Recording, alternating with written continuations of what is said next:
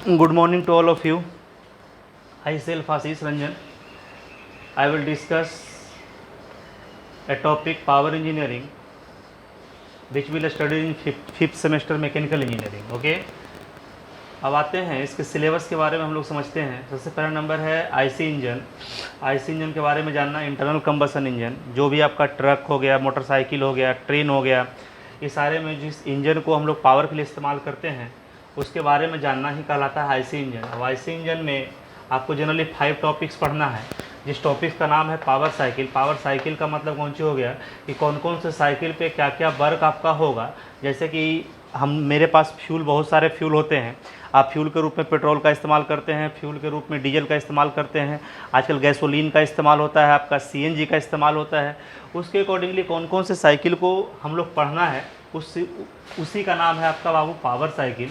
दूसरा नंबर है, अब पावर साइकिल पढ़ने के बाद हम लोग जो जानेंगे उसका नाम है classification of IC engine. IC engine कितने टाइप के होते हैं, उसको कैसे बांटा गया है, कैसे कैसे क्लासिफाइड किया गया है, वो इसके अंदर आपको पढ़ना है। उसके बाद 2 स्ट्रोक और 4 स्ट्रोक इंजन के बारे में पढ़ना है। 2 स्ट्रोक और 4 stroke engine is the very important topic जो आपको हर जगह पे पूछा जाएगा, और ये इसका बेसिक से लेकर के हर सारे चीज़ आपके लिए बहुत ज़्यादा इंपॉर्टेंट है। ठीक है, 2 स्ट्रोक हो गया। अब इसके बाद जो आपको चौथा टॉपिक है वो डिस्क्रिप्शन जानना है आईसी इंजन के बारे में। 5वां जो टॉपिक है, know about the fuel and lubrication, कौन कौन सा फ्यूल का हम लोग इस्तेमाल करेंगे, कौन कौन सा लुब्रिकेंट रहेगा इस आईसी इंजन को चलाने के दरमियान में, उस सारे चीज़ों को समझना ही कहलाता है know about the fuel and lubrication. अगला जो टॉपिक है उसका नाम है, जो अगला यूनिट आपका बनेगा उसका नाम है आईसी इंजन टेस्टिंग, माने आईसी इंजन का जाँच करना। And pollution control. Pollution control का मतलब क्या हो गया कि आप आईसी इंजन को आप आईसी इंजन सिर्फ ऐसे ही डेवलप आप नहीं कर सकते हैं। डेवलप करने का कुछ सरकारी पैरामीटर, ये जो हमारा गवर्नमेंट का होता है वो कुछ पैरामीटर होता है, वर्ल्ड का भी कुछ पैरामीटर होता है। आप इसको ध्यान में रख कर के ही आप क्या कर सकते हैं, आईसी इंजन को बना सकते हैं। मतलब क्या होगा, पैसा कोई इंजन नहीं बना सकते हैं जिससे एक्सेस अमाउंट ऑफ क्या हो, पोल्यूशन हो जाए। तो इससे क्या होगा, इस एक्सेस अमाउंट ऑफ पोल्यूशन होगा तो आप समझ रहे हैं कि इससे ग्लोबल वार्मिंग बढ़ेगा, हेल्थ इफेक्ट पड़ेगा, बहुत सारी बीमारियां आएगी। लेकिन फिर भी चलो, इंडिया में तो सारा चीज़ हो ही जाता है किसी प्रकार से। तो अपना पोल्यूशन तो इंडिया में क्या जानते ही हो कि सिर्फ जाओ बाइक को लेके जाइए, आप बाइक को दिखाइए, कोई पैरामीटर नहीं है, वो आपका चेकिंग हो गया। खास करके बिहार में तो बहुत अच्छी बात है, यहाँ पर कोई पोल्यूशन कंट्रोल का कोई पैरामीटर नहीं है, बहुत अच्छी बात है। चलिए आगे आते हैं। अगला जो टॉपिक है उसका नाम है एयर कंप्रेसर। एयर कंप्रेसर के बारे में फिर जानेंगे। एयर कंप्रेसर में हमको जो एक्चुअली जो पढ़ना है वो पढ़ना है आपका क्या, इंट्रोडक्शन। ठीक है, उस मतलब क्या हो गया, टाइप ऑफ कंप्रेसर पढ़ना है। फिर अब टाइप ऑफ कंप्रेसर में जनरली 2 टाइप का कंप्रेसर के बारे में जानना है हमको। जो पहला नंबर है उसको बोलते हैं रेसिप्रोकेटिंग एयर कंप्रेसर, और जो सेकंड नंबर है उसको बोलते हैं रोटरी एयर कंप्रेसर। जो चौथा टॉपिक है आपका पढ़ना, उस चौथे टॉपिक का जो नाम है आपका, उस चौथे टॉपिक का जो आपका नाम पड़ता है उसका नाम है gas turbine and jet propulsion. मतलब गैस टरबाइन के बारे में जानना और जेट प्रोपल्सन के बारे में जानना। वो आपको कितना टॉपिक मिलेगा बाबू, आपको चौथा टॉपिक मिलेगा। ठीक है, नेक्स्ट जो आपका बनता है रेफ्रिजरेशन एंड एयर कंडीशनिंग। ये जो सबसे आपका लास्ट टॉपिक है रेफ्रिजरेशन एंड एयर कंडीशनिंग, वो भी आपको समझना है। अब आते हैं हम लोग जो पहला जो आईसी इंजन।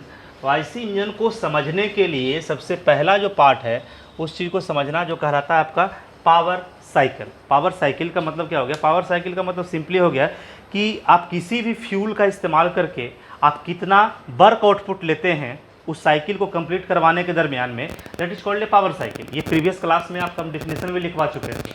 अब पावर साइकिल के अंदर जो आपको पढ़ना है, बहुत सारा साइकिल पढ़ना है, लेकिन आपको मेनली जो पहला टॉपिक पढ़ना है वो कार्नोट साइकिल पढ़ना है। अब कार्नोट साइकिल क्या है, कार्नोट साइकिल के बारे में भी डिस्कशन हम कर चुके हैं। Carnot cycle is a basic cycle, या इसको एक हाइपोथेटिकल साइकिल बोलते हैं। इस साइकिल के अकॉर्डिंगली सारे साइकिल को हम लोग आगे जाकर के पढ़ते हैं। बी नंबर में जो है आपका उसका नाम है ऑटो साइकिल, इसको पेट्रोल साइकिल ही बोलते हैं या कांस्टेंट वॉल्यूम साइकिल बोलते हैं। सी नंबर जो है आपका डीजल साइकिल है, इसको constant pressure heat addition and constant volume heat rejection cycle बोलते हैं। ठीक है, चौथा नंबर जो है आपका उसको बोलते हैं डुअल साइकिल है, और 5वां नंबर आपका ब्रेटन साइकिल, जूल साइकिल, या इसको कांस्टेंट प्रेशर साइकिल बोलते हैं। ये सारे साइकिल आपको पढ़ना है। और यहाँ से आप एक चीज़ जान जाइए बाबू, यहाँ ये दोनों में से कोई ना कोई आपके एग्जाम में 4 नंबर के क्वेश्चन में रखा हुआ रहता है। ये तो लिखने के लिए आ जाएगा, और यहाँ से चाहे इसका एफिशिएंसी पूछे चाहे इसका एफिशिएंसी पूछे, ये एक नंबर के ऑब्जेक्टिव में रखा हुआ है, ये पूछेगा ही पूछेगा। 1 नंबर का ऑब्जेक्टिव आपका यहाँ से ही बनता है, जहाँ ये ब्रेटन साइकिल है। पिछले साल जब हम लोगों ने बच्चे को पढ़ाया था तो जब बच्चे ने किया क्या कि सब उसने टर्म को याद कर लिया, सारे टर्म को याद कर लिया कौन साइकिल क्या है, लेकिन उसका बेसिक जो टर्म है वो याद नहीं कर पाया। तो 20 ऑब्जेक्टिव में से किसी का 8 ऑब्जेक्टिव सही हो, किसी का 9 ऑब्जेक्टिव सही हो, किसी का 6 ऑब्जेक्टिव सही हो, मतलब कोई भी ऐसा लड़का हमको नहीं मिला था जिसका 12 या 15 ऑब्जेक्टिव भी सही हो सकता है, क्योंकि उन लोगों ने बेसिक पे ध्यान नहीं दिया। आप सीधे सीधे सर ने पढ़ाया ऑटो साइकिल में याद कर लिया।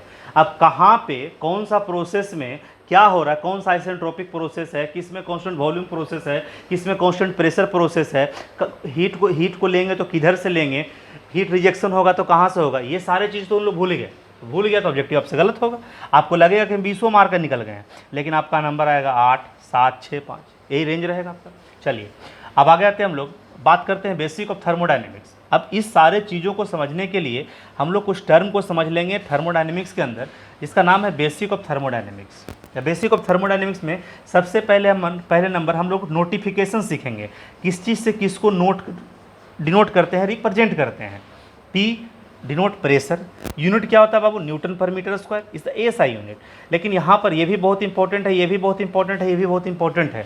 ये डायरेक्ट ऑब्जेक्टिव क्वेश्चन है कि 1 ATM बराबर कितना होता है, तो 101.325 किलो पास्कल। एक बार बराबर कितना होता है, तो 10⁵ पास्कल। एक पास्कल बराबर कितना होता है, तो 1 न्यूटन पर मीटर स्क्वायर। ठीक है। भी रिप्रेजेंट करता है वॉल्यूम को, इसका यूनिट होगा मीटर क्यूब। टी रिप्रेजेंट करता है टेम्परेचर को, यूनिट होगा केल्विन। एस रिप्रेजेंट करता है एंट्रोपी को, इसका यूनिट कौन क्या होगा, जूल प्रति केल्विन। या इसको लिख सकते हैं, जूल बराबर लिख सकते हैं केजी मीटर स्क्वायर प्रति सेकेंड स्क्वायर। केल्विन का यूनिवर्स, केल्विन ऊपर चला गया तो केल्विन पावर -1। एच क्या हो गया, इंथैल्पी, इसको जूल से डिनोट करते हैं। Enthalpy is also a heat, joule से डिनोट करते हैं, या इसको किलो जूल में बोलते हैं। क्यू क्या हो गया, सॉरी एम क्या हो गया, मास हो गया। एम क्या हो गया, अगर कैपिटल एम लिखा हुआ है तो मोलर मास हो गया, ये इसको मोलिकुलर वेट बोलते हैं। यूनिट क्या हो गया, केजी प्रति मोल हो गया। एन क्या हो गया, नंबर ऑफ मोल हो गया। आर क्या हो गया, आइडियल गैस कांस्टेंट हो गया। इसी प्रकार क्यू क्या हो गया, क्यू से किसको रिप्रेजेंट करते हैं, क्यू से क्या डिनोट करते हैं। अच्छा, इस सब सारे चीज़ों को अगले क्लास में हम लोग आ जाएंगे। क्यू सी पी सी भी, ये सारे चीज़ों को नेक्स्ट क्लास में, नेक्स्ट वीडियो में हम लोग इसके बारे में डिस्कशन करेंगे। ठीक है। क्यू हीट होता है, specific heat at constant pressure क्या होता है, specific heat at constant volume क्या होता है, नेक्स्ट वीडियो में। ओके।